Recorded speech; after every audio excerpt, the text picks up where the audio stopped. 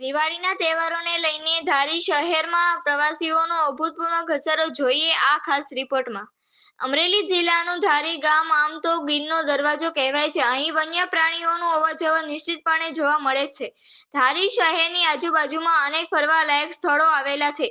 તુલસીશ્યામ, કનકાઈ, બાણે, સત્તાધાર, જૂનાગઢ, દીવ સહિતના સ્થળો ધારીથી એકદમ નજીકમાં આવેલા છે।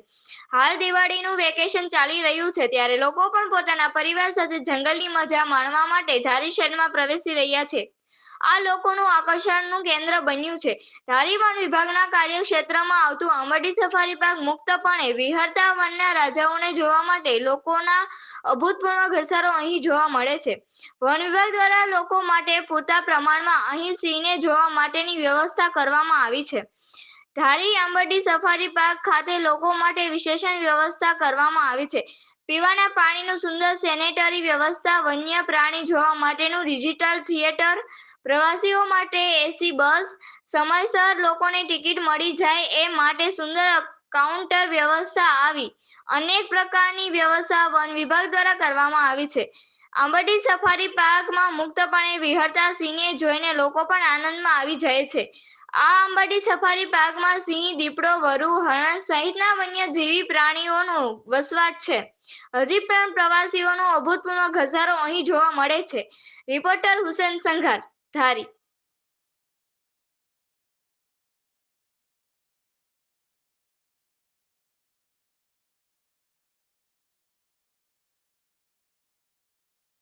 શૈલેષભાઈ દુધાત।